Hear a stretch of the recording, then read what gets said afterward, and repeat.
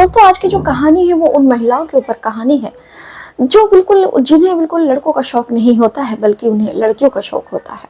और अगर दोस्तों जब उनकी जो शादी है, अगर वो किसी मर्द से अगर आप जबरदस्ती करा देते हैं, तो फिर उनकी जो जिंदगी है, उनकी जिंदगी में क्या परिवर्तन आता है, और फिर क्या वो उस मर्द के साथ क्या वो रह पाएंगी, क्या वो उस मर्द के साथ सरवाइव कर पाएंगे।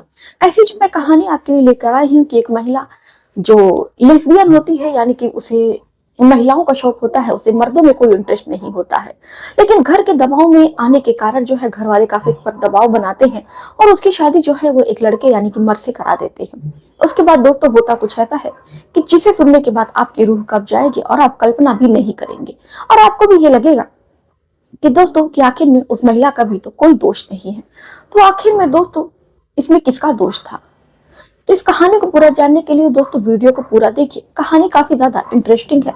और दोस्तों इस कहानी को देखने से पहले दोस्तों वीडियो दरवाजे की जो कुंडी है दोस्तों उसको लगा लीजिए और कान में हेडफोन को लगा लीजिए और कहानी का आनंद लीजिए।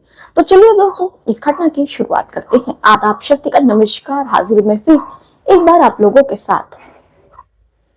उम्मीद है हाईवे क्राइम टेक की फैमिली अच्छी होगी, स्वस्थ होगी, मस्त होगी, अपना ख्याल रख रही होगी। इस घटना का जिक्र करूं दोस्तों इससे पहले एक गुजारिश है कि चैनल पर नए हो तो चैनल को सब्सक्राइब कर लो, वीडियो को लाइक कर दो, बेल आइकन को क्लिक कर दो।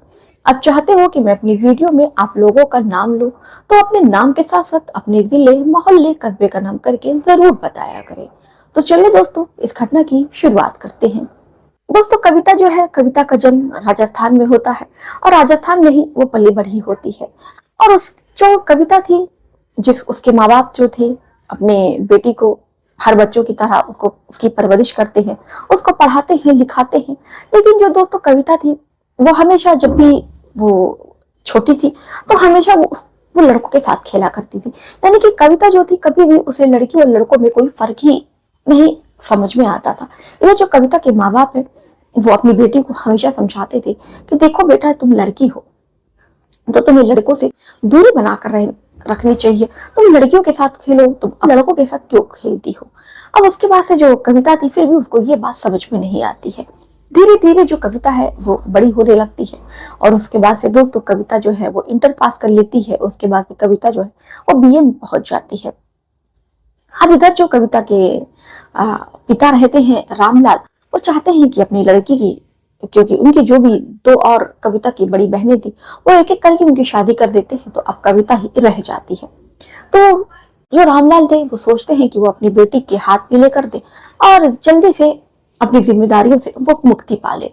हर माँ बाप दोस्तों यही चाहते हैं कि वो जल्दी से जल्दी अपनी बेटियों की शादी कर दे और वो मुक्ति पा ले। ऐसा ही कुछ रामलाल का सोचना था। रामलाल भी अपनी बेटी के लिए यहाँ वहां रिश्ते खोजने लगते हैं। लेकिन दोस्तों जैसे ही कविता को ये बात पता चलती है कि उसके जो पिता है उसके लिए रिश्ता खोज रहे हैं, तो वो जो कविता है अपने पिता से साफ मना कर देती है कि पिताजी मैं शादी नहीं कर सकती, मैं अभी शादी नहीं करना चाहती हूँ। अब जो कविता के पिता होते हैं वो कविता से कहते हैं कि देखो बेटा, तुम अब 25 साल की हो गई हो, तुम्हारा जो बीए है वो भी कंप्लीट हो चुका है, ऐसे में तुम्हारी जो शादी है वो जल्द से जल्द कर देनी चाहिए, वरना कोई लड़का जो है वो तुम्हें मिलेगा नहीं।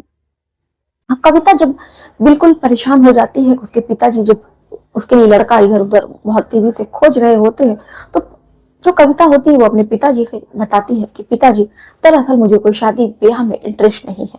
अब जैसे ही रामलाल का ये सुनना होता है, रामलाल के पैरों तले जमीन खिसक जाती है। रामलाल अपनी बेटी को समझाते हैं, देखो बेटा, अभी तो मैं जिंदा हूँ, तुम्हारी सारी चीजें पूरी कर रहा हूँ, मेरे मरने के बाद तुम्हारा बेटा क्या होगा? एक पति ही होता है जो आगे लड़कियों की जिम्मेदारी उठाता है। और जानती हो बेटा, आजकल का जो जमाना है, आजकल के भाई बहन किसके होते हैं? तुम्हारा पति रहेगा तो तुम्हारी सारी जिम्मेदारी उठाएगा, सब कुछ देखेगा। लेकिन उसके बाद से कविता जो है उसको समझ में नहीं आता है कि अपने पिता को वो ये बात कैसे समझाए। अब उसके बाद से रामलाल जो है अपने बेटे पर काफी ज्यादा दबाव डालने लगते हैं और इसी दबाव के कारण जो कविता होती है वो जबरदस्ती एक लड़के से शादी कर लेती है और उसके बाद से तो ब्याह करके वो अपने ससुराल चली जाती है। ससुराल में जाने के बाद से तो कविता की आज सुहाग रात होती है। कविता जो है दुल्हन बनकर स्टेज पर बैठी होती है। तभी जो है दूल्हा आता है और उसके साथ जैसे ही वो कुछ करने की कोशिश करता है, यानी कि उसके करीब जाने की कोशिश करता है और उसको छूने की कोशिश करता है, तो जो कविता होती है बिल्कुल उसके तन बदन में आग लग जाती है।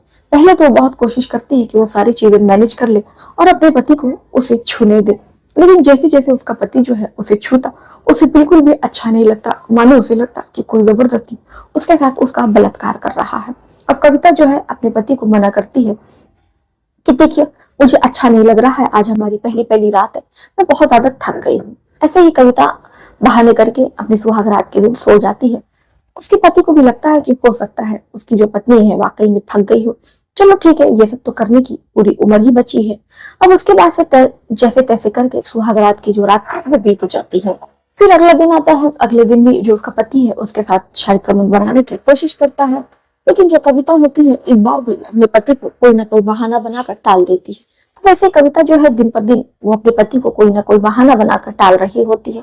तभी जो कविता का जो पति होता है उसको समझ में आ जाता है कि उसकी जो पत्नी है कुछ तो उससे छुपा रही है। अब एक दिन एक हफ्ते के ऐसे ही वक्त बीत जाता है, तो एक हफ्ते के बाद से कविता का पति जो है कविता के साथ जबरदस्ती शारीरिक संबंध बनाने की कोशिश करता है। कविता को बहुत ज्यादा गुस्सा आता है, वो अपने पति को धक्का मार देती है। अब उसके बाद से दोनों के बीच में काफी ज्यादा बहस होती है और उसके बाद से जो कविता है वो बताती है अपनी असलियत की, दरअसल उसे मर्दों का कोई शौक नहीं है। और उसके बाद से दोस्तों जैसे ही जो कविता का पति था जब ये बात सुनता है तो कविता से कहता है कि फिर तुम्हें शादी करने की क्या जरूरत है, अब चाहे तुम्हें मर्दों का शौक हो ना हो, तुम्हें मेरे साथ ये सब कुछ तो करना ही पड़ेगा। और उसके बाद से जो कविता का पति है उसके साथ जबरदस्ती शारीरिक संबंध बनाने की कोशिश करता है और उसके बाद से कविता को जैसे ही वो छूता है, कविता को बहुत ज्यादा गुस्सा आता है और उसके तन बदन में बिल्कुल मानो आग से लग जाती है। अब कविता बिल्कुल वहीं पर एक कांच का गिलास रखा रहता है, वो उसके सर पर दे मारती है और उसके बाद से जो कांच था उससे उसका जो गला है उसको काट डालती है।